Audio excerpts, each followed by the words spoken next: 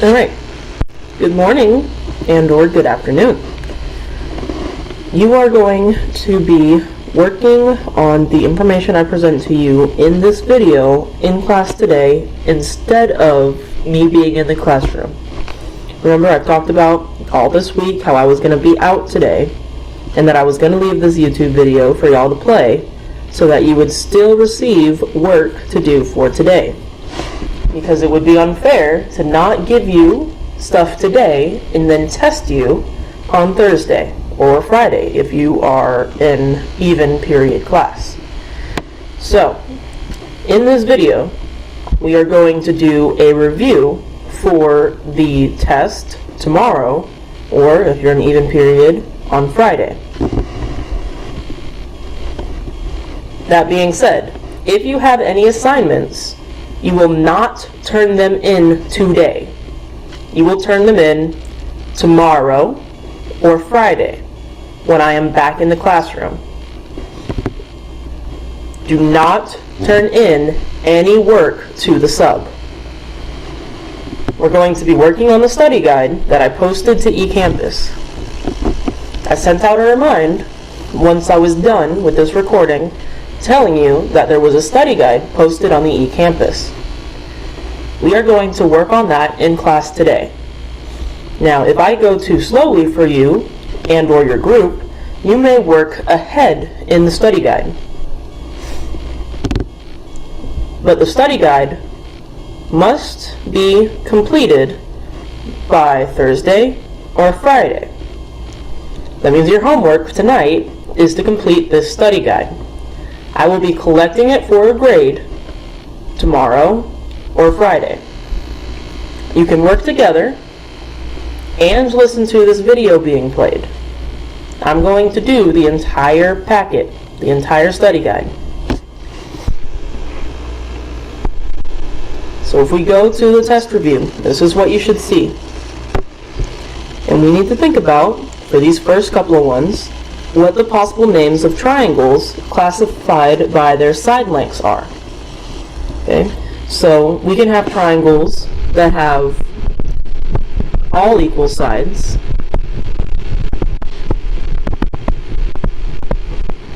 We can have triangles that have at least two equal sides.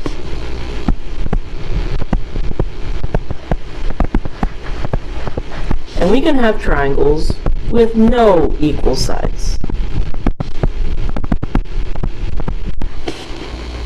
What was the name for a triangle with all equal sides?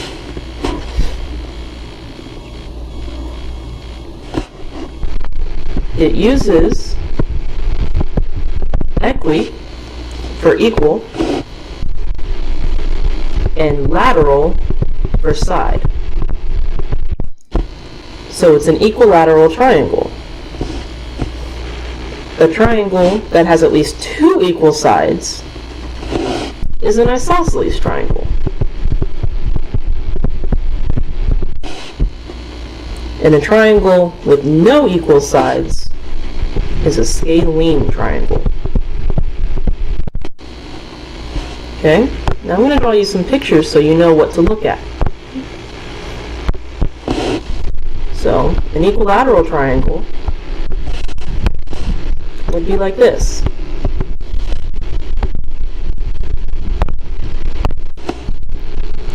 An isosceles triangle would be like this one. And a scalene triangle would look like this. Or like this. Now, if we want to classify these triangles by their side lengths, we want to look at these numbers.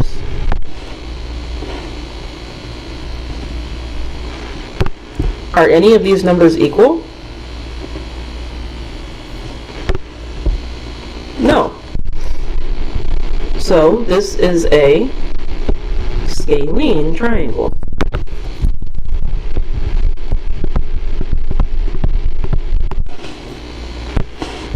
This triangle, though, this one has 2 equal sides. We've got a triangle with 2 equal sides. That would be isosceles.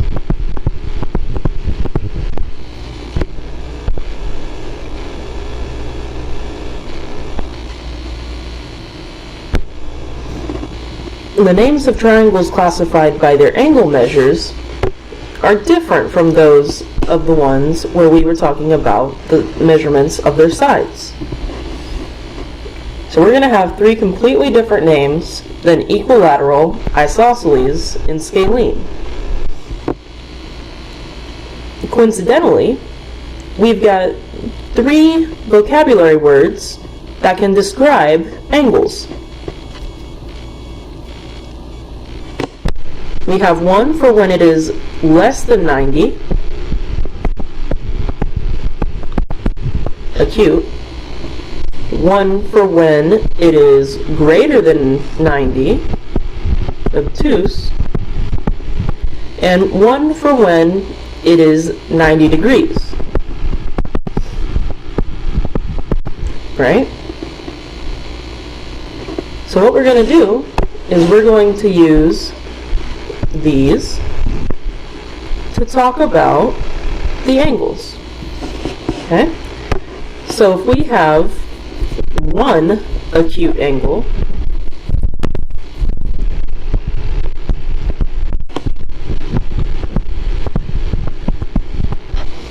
or one obtuse angle, or one right angle,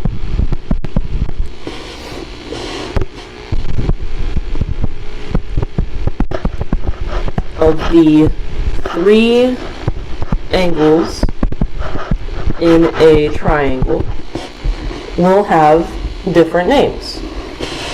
If we have one acute angle, we have an acute triangle.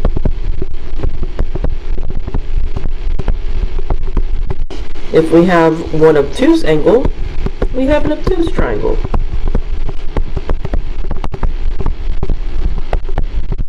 And this one is the one you should be the most familiar with. It's if we have one right angle, we have a right triangle.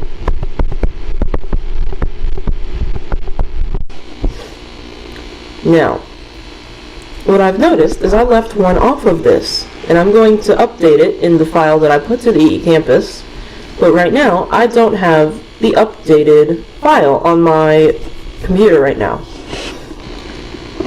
So the last one that we have to think about is if we have all equal angles.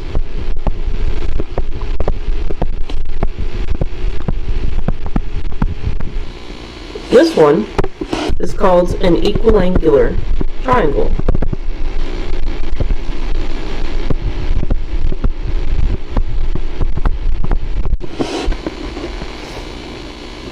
Okay. Now if we want to classify these triangles based on their angle measures, instead of looking on the outside, we're going to look on the inside. Now each of these angles is 60. So we have an equiangular triangle.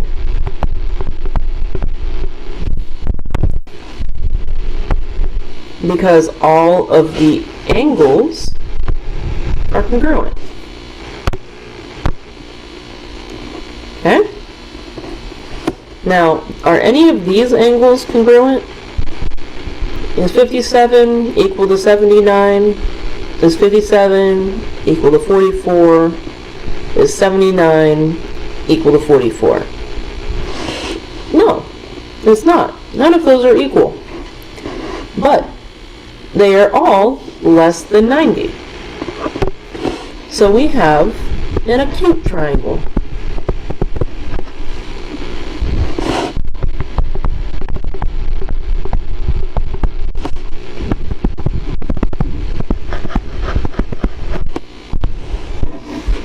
Now, there are 5 ways that we know how to prove triangles are congruent. And these use the letters H, S, A, and L.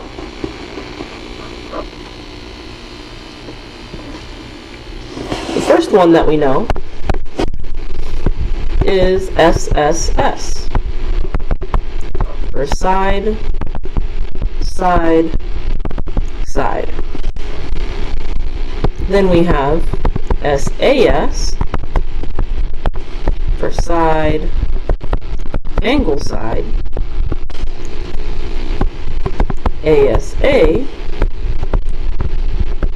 for angle, side, angle. Angle, angle, side, for angle, angle, side. And lastly, hypotenuse leg.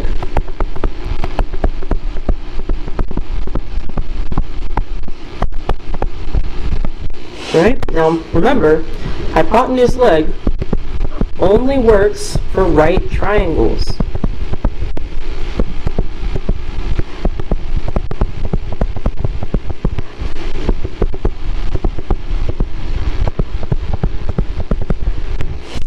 And to use hypotenuse leg, we have to first think about, is it a right angle?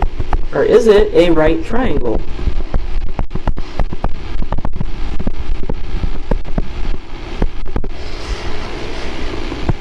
Then, do we know the hypotenuses are congruent?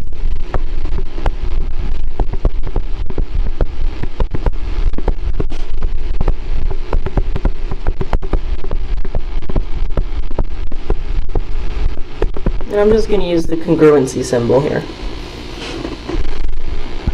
And then lastly, do we know a pair of legs is congruent?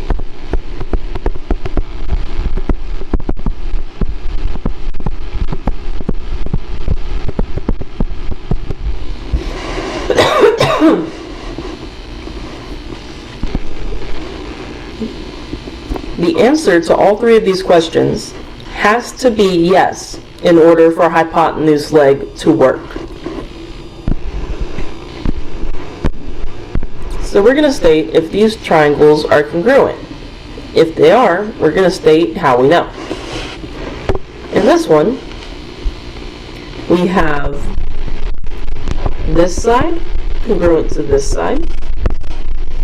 This right angle is congruent to this right angle, and this side is shared. This side is congruent to this side,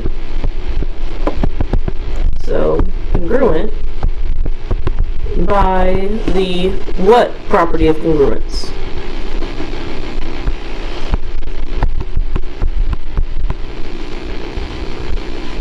By the reflexive property of congruence. So since we know that, we have a side, an angle, then a side.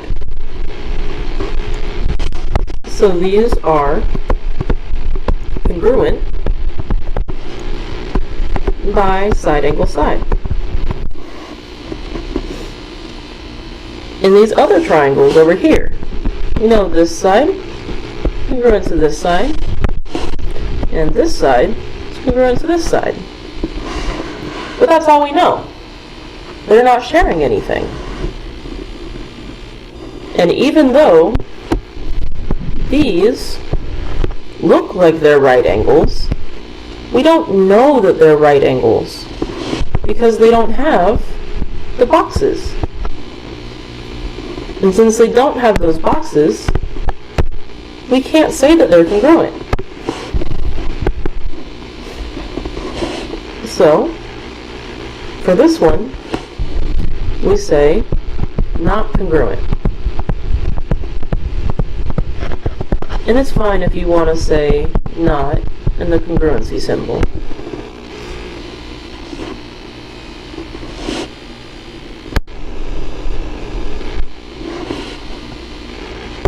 With this one, we have this side congruent to this side congruent to this side, and this side congruent to that side.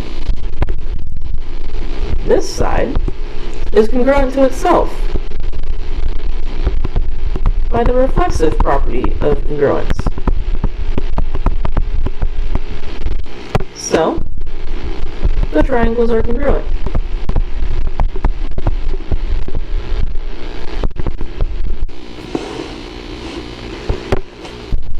We have this arc, this arc, this arc, and this arc. Oops, should use a different color for those. These arcs. Right? And then they share this side.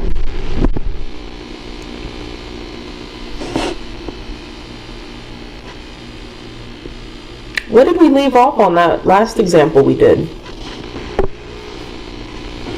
Over here, we left off why they were congruent. We have three congruent sides. The triangles are congruent by side, side, side.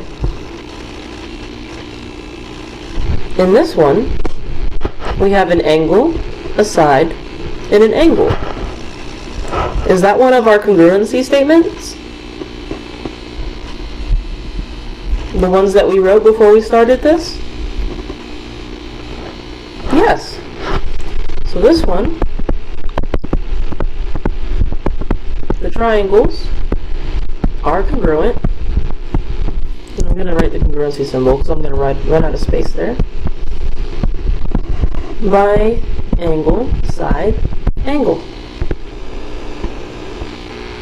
In this one, it's very important that you notice what's going on. We have this angle congruent to this angle, a right angle, and this side congruent to that side. You're tempted to use hypotenuse leg. I can feel it. Because you're like, wow, Ms. Brown, we've got a right angle. We should use hypotenuse leg. And you got to slow down a little bit there. We do have a right angle. Do we know that the hypotenuses are congruent? Yes, those are the orange ticks. Do we know that a pair of the legs is congruent, though? Do we know that this leg is congruent to this leg? Or that this leg is congruent to this leg? There's no ticks on those lines. Do we know that they're congruent? No, we don't. So, since we couldn't answer the third question to use hypotenuse leg, we can't use hypotenuse leg. What we can do, though, is what do you notice about this angle and this one? And this is a very old word from a very long time ago. These are vertical angles.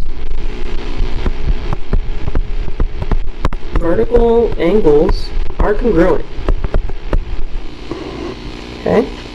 Now we have two angles in this side. So we've got angle, angle, side, which is one of our statements that we use to prove the triangles were congruent. So the triangles are congruent by angle, angle, side.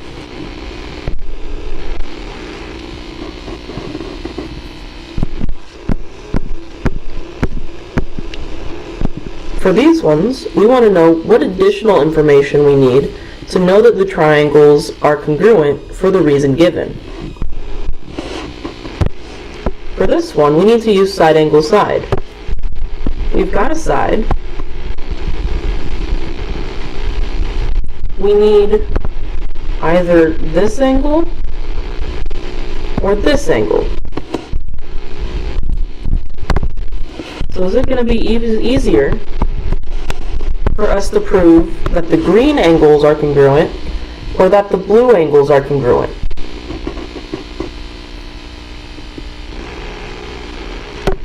The green ones are congruent. That's the easier one to prove. These are congruent from the last example by the vertical angles theorem,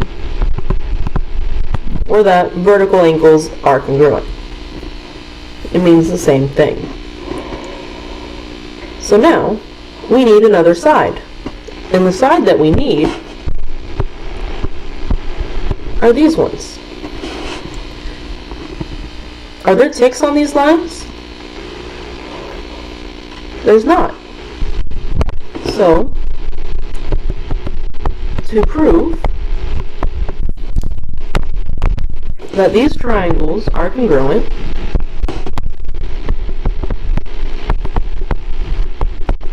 to prove that triangle JIH is congruent to triangle EIG, we need to know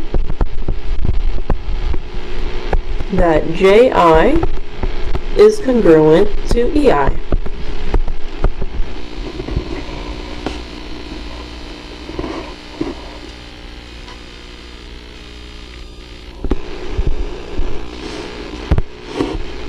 In this example, we need to use angle side angle. We've got one pair of congruent angles already. We can prove the side by the reflexive property of congruence.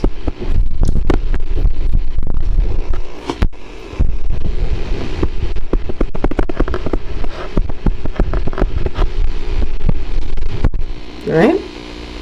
But can we prove that we have this angle congruent to this angle?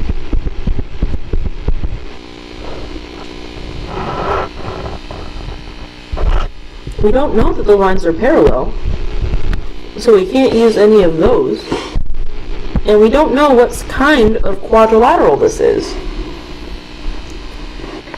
And so in order to use angle side angle, we need to know that this angle is congruent to this angle.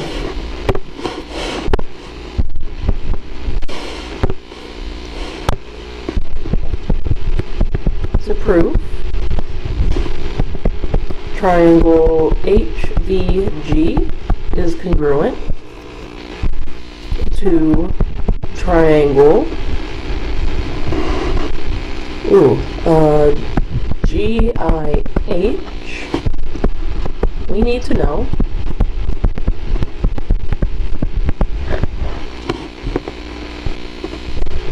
that angle GHV is congruent to angle IGH.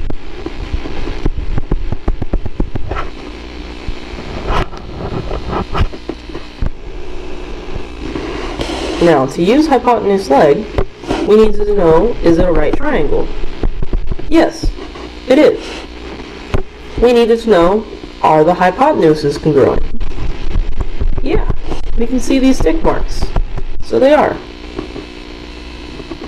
The last thing we need is to know if DF is congruent to XV, or if DE is congruent to VW.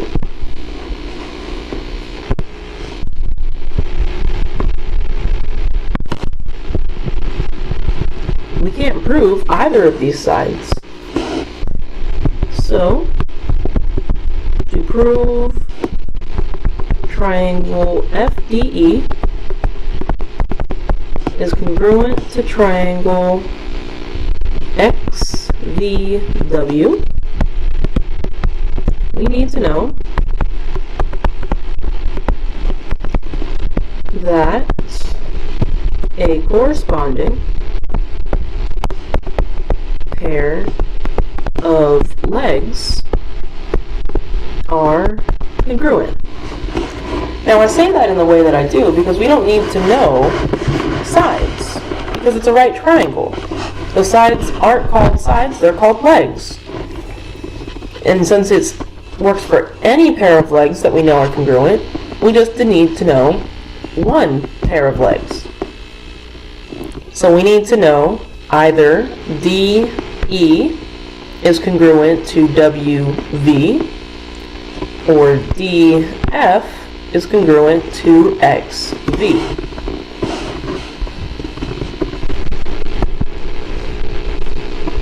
So DE congruent to VW, or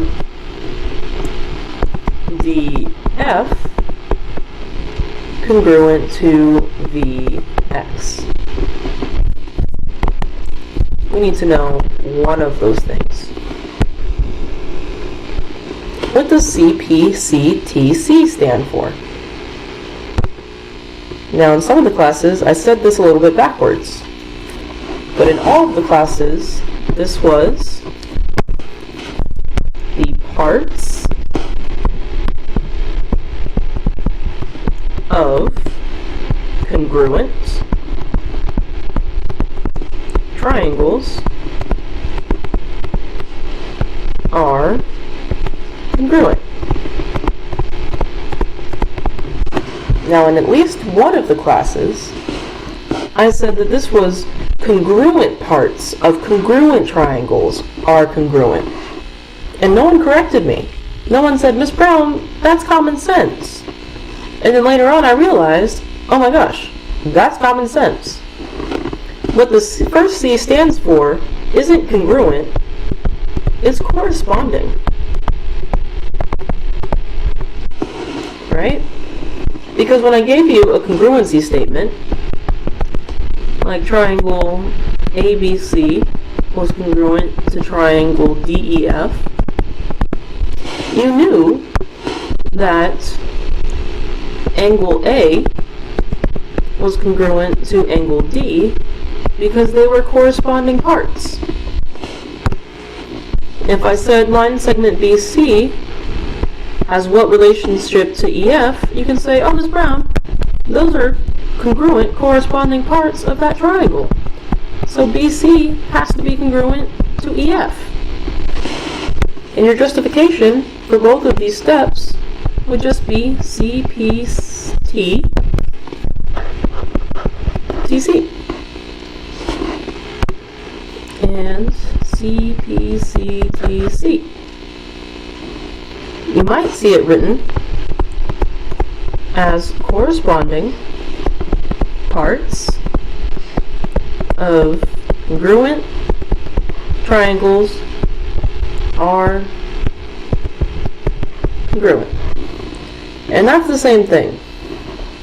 It's just written a little bit differently.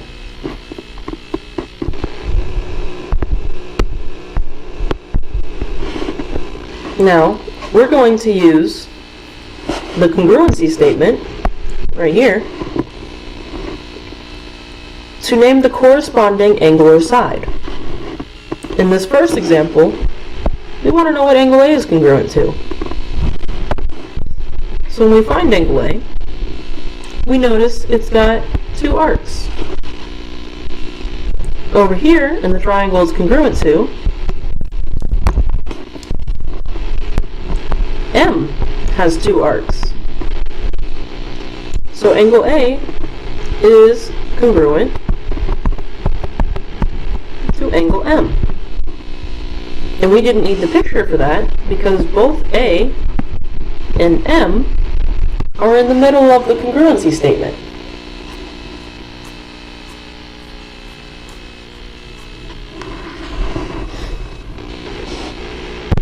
For the second example, we've got triangle TUV is congruent to triangle GFE.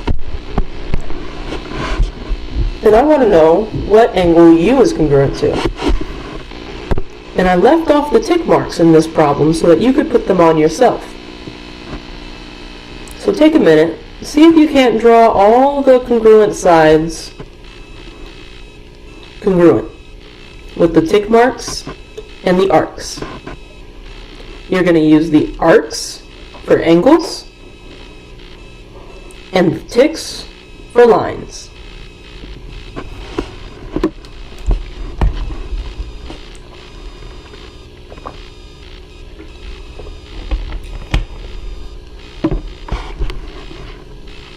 Okay, so angle U is in the middle. Angle F is in the middle. So that means angle U has to be congruent to angle F. Angle T is in the first spot, and G is in the first spot. So angle T is congruent to angle G. Now V is in the last spot, and E is in the last spot. So those angles are congruent to each other. Now for one tick, we'll go from T to U, which means in the second triangle, we'll go from G to F.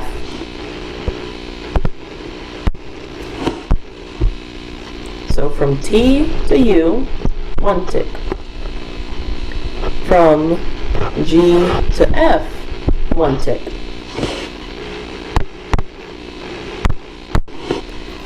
From U to V, 2 ticks. From F to E, 2 ticks. Because they're in the same spot in the congruency statement. Okay? And now that we've done 2 sides, we know that the last side has to be congruent to the last side. This side is congruent to this side. And to go back, we said that angle U was congruent to which angle? Well, angle U had this one green arc on it. The only green arc that I see is this one, here at F. So angle U is congruent to angle F. It's important that you draw these ticks and arcs of congruency when you do your proofs. It'll help you see what you're going to be using. How many degrees are there in a triangle? 180. How many degrees are there in a straight line? Surprise, it's 180. Now, we're going to find the measure of each indicated angle. So far, in this triangle, we've used 28 and 58 degrees. So, we want to do 28 plus 58 to get how many degrees we've used. We've used 86 degrees. The maximum amount of degrees that we can use is 180. We're going to take 86, the amount that we used, away from 180. So this missing angle has to be 94 degrees. But that wasn't the angle we were after. The angle we were after was this one. But don't feel like you're out of hope yet, because the line right here,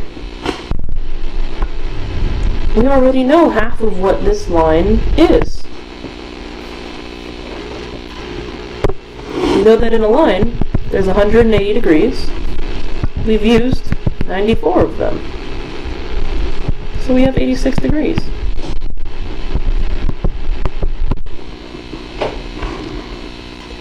You're like, Ms. Brown, why? We had that right here. Why'd you make us go all the way around to get it? Well, how else would you have remembered that if you take the 28 and you add it with this angle, you'll get this angle.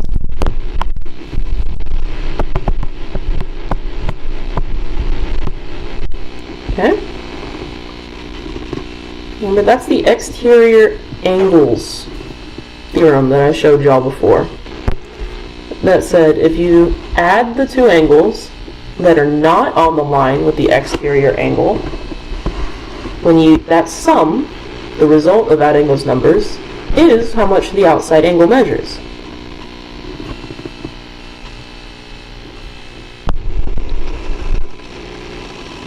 Alright. In this example, you can work harder or you can work smarter. Let's work harder first, and then smarter later.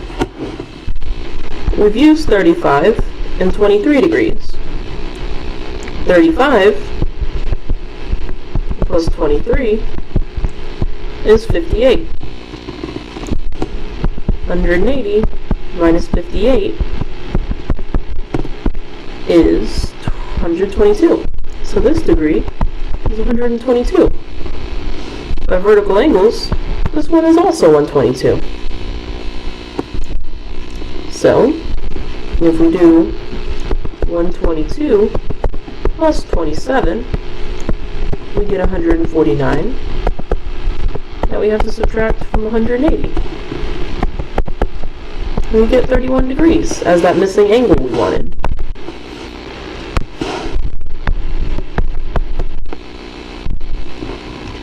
Now the way to work smarter is to realize that this angle will be congruent to this angle.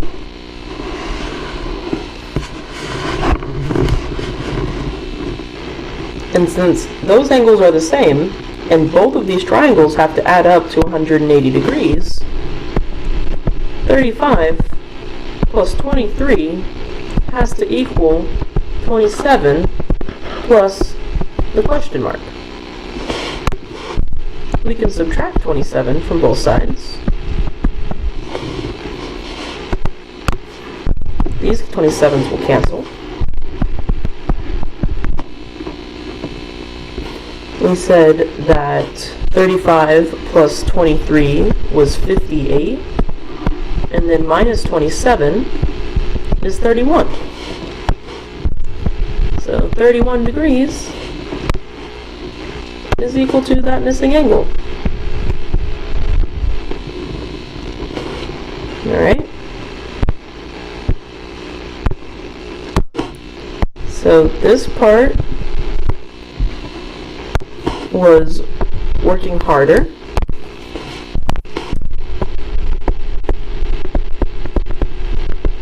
Working hard. And then this part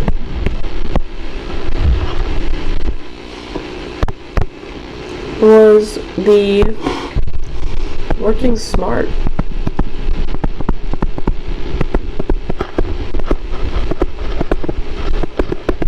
Okay? And I only say working hard and working smart from the old saying to work smarter, not harder. Okay?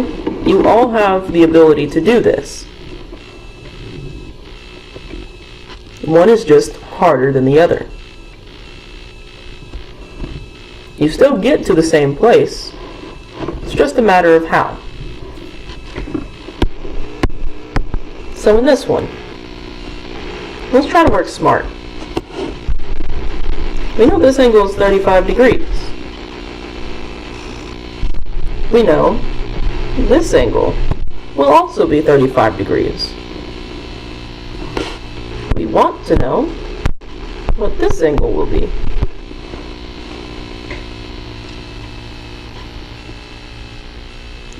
From the exterior angles postulate, we know that if we take this angle and add it with this angle, we'll get the angle we don't know. Okay? So, we need to do 35 plus the 100 to equal the question mark.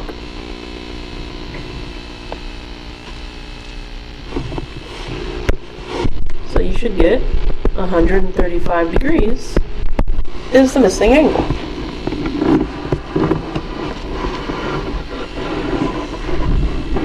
That's if you work smart.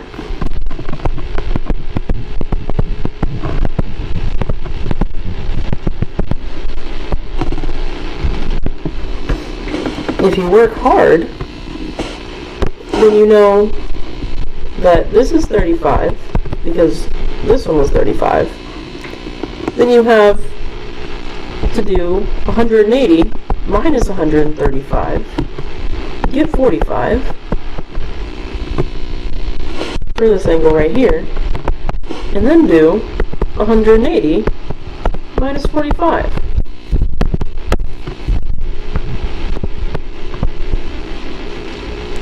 To get back down to 135.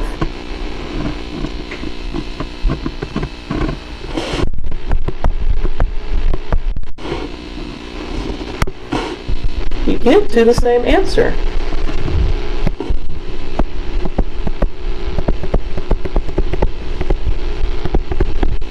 It's just a matter of how you get there. And if you perceive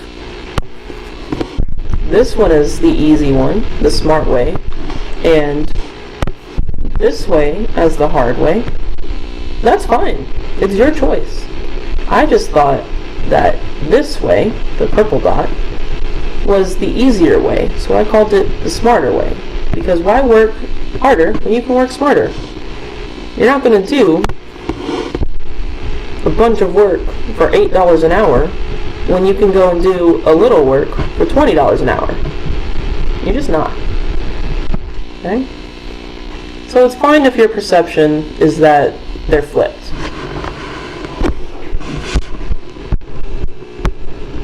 Now, here comes the algebra part of it. We need to solve for x and find the measure of the indicated angle. So we want to find the measure of YDC. Now, YDC is this angle. So we want to find out what that equals. Let's make a note of that. We want to know that the measure of angle YDC is equal to 15x plus 5. And we want to know what 15x plus 5 equals.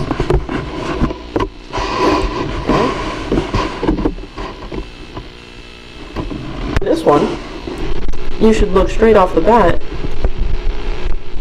to see you add this one with this to get that.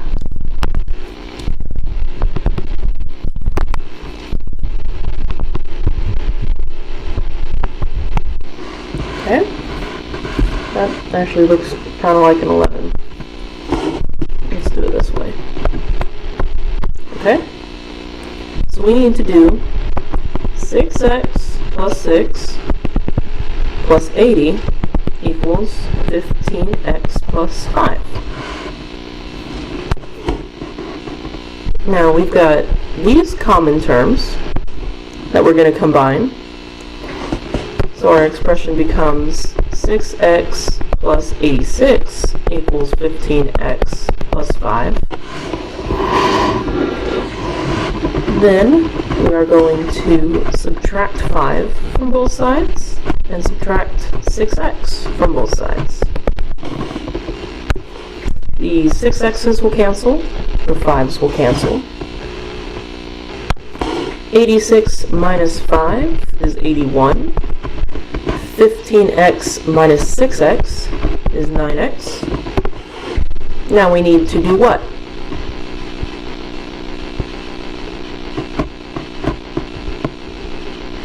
Divide by 9. And we get that 9 is equal to x. We still need to figure out what 15x plus 5 is. So, we're going to plug in 9. So, 15 times 9 plus 5. 15 times 9 is 135, plus 5 is 140.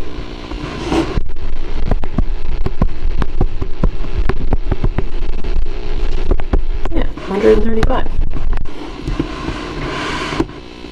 Okay, so the measure of angle YDC is equal to 140 degrees. Done.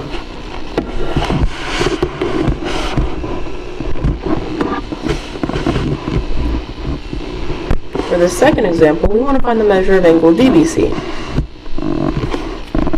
DBC this angle.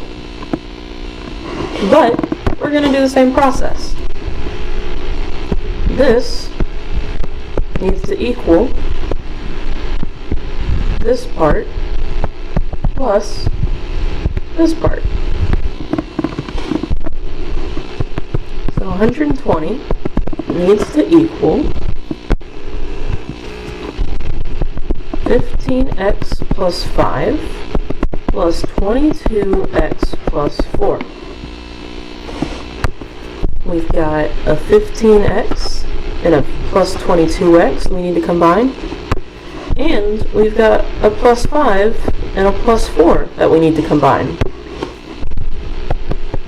So 120 degrees is equal to 37x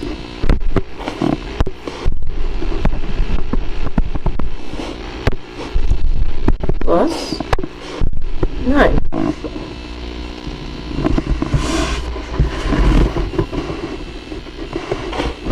We need to solve for x, so we are going to subtract 9 from both sides. We'll get 111 degrees is equal to 37x, because the 9's cancel each other out. And then we have to divide both sides by a 37.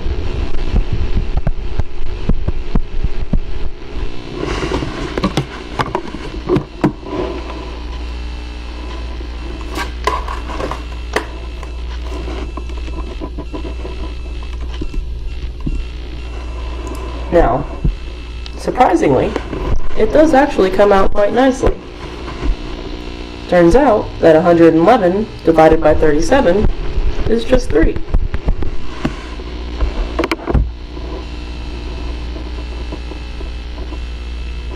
So we're going to take that 3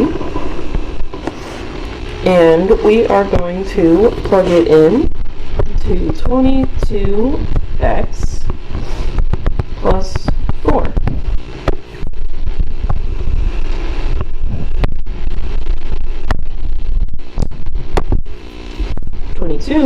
Times 3 is 66.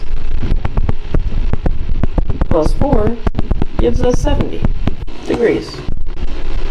So the measure of angle DBC is 70 degrees.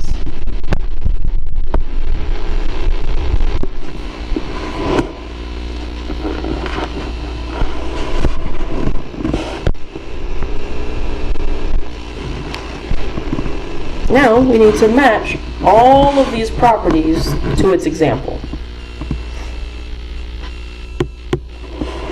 This one, the first one right here. If PQ is congruent to RS and RS is congruent to TU, then PQ is congruent to TU.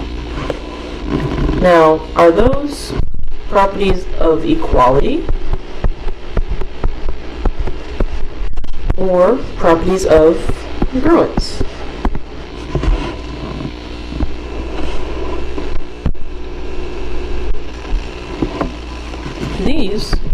These are congruency symbol. So they're going to be a congruence. Is this reflexive, transitive, or symmetric? Reflexive is that the thing equals itself. Symmetric is that nothing is different between the two of them. So it's literally the same exact thing. It's not any different or a curveball. I'm not trying to trick you. It's just that the thing is what it is. Okay? And then the transitive property is that it goes from being one thing to being another thing. So this first one is actually the transitive property of congruence.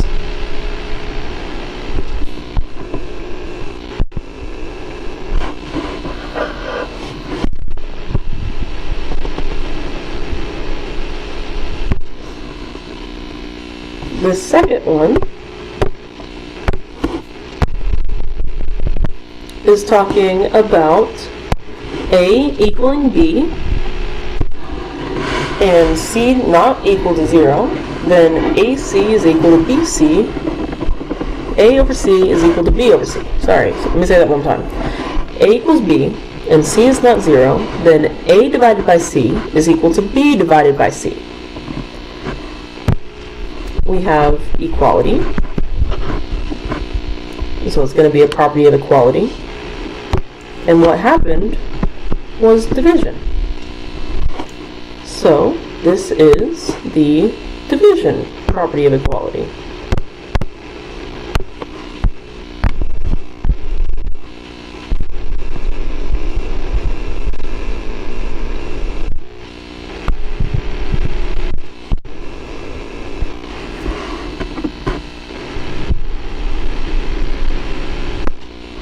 Okay.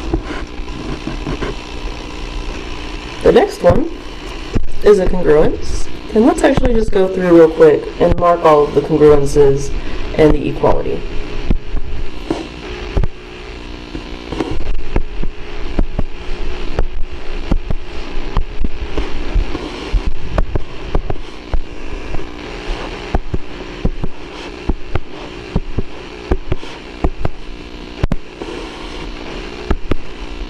Okay. So since there's a lot less inequality, or a lot less congruences than equalities, let's start with those. If angle 1 is congruent to angle 2, then angle 2 is congruent to angle 1. Those just got flipped. Right? So that is going to be symmetric.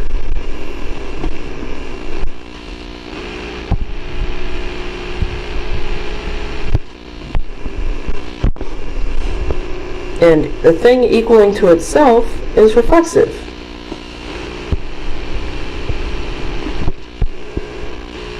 Okay?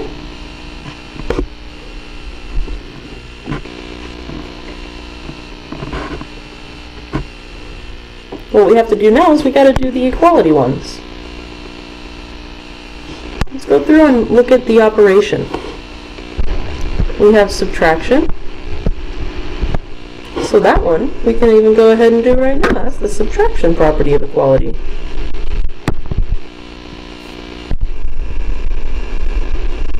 Right there.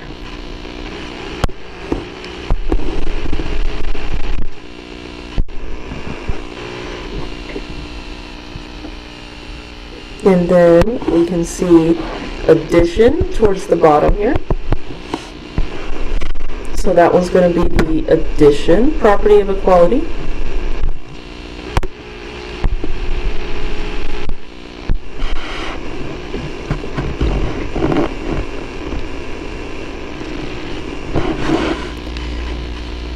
Now we need to see where the multiplication property of equality is. I didn't see any multiplication signs, so how am I going to know I'm looking at multiplication? It'll be right next together, almost like they're stuck on each other. So in this one, it's multiplication.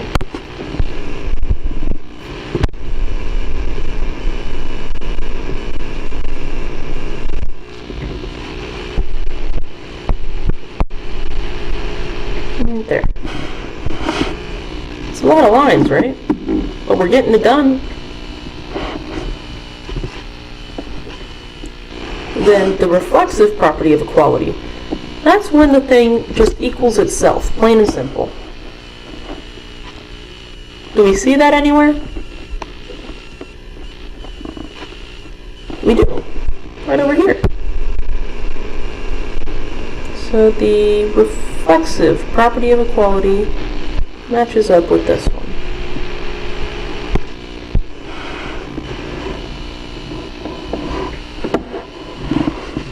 The transitive property of equality is when it goes from equaling two things being equal to each other, a separate two things being equal to each other, and then somehow they're connected. Now all that we have left is this one,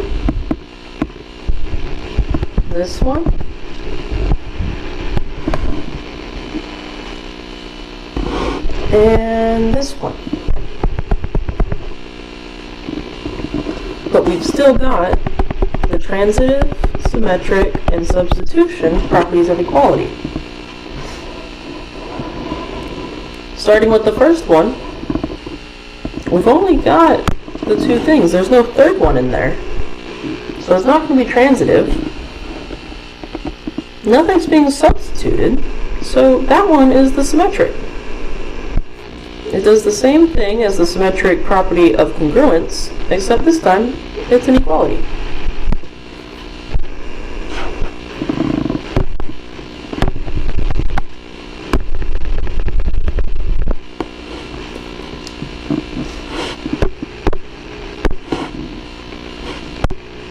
Now we have to do transitive and substitution.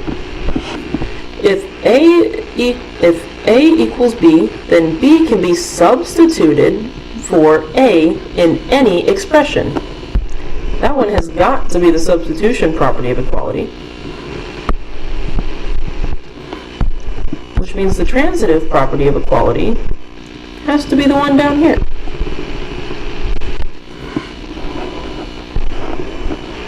Okay? You've got to get them all. You've got to be familiar with all of those. And that's it. So if it's been the entire class period, hopefully you've got it all done. You don't have any other homework aside from studying this sheet. Okay? Reminder, do not turn anything into the sub. You're turning your papers into me when I get back Thursday or Friday. Okay? Depending on when I see you. I'll be back both days. We'll be having tutoring both days. So don't stress. Even though it's a test day. It'll be okay. Just make sure that you go home and you look this over at least one time.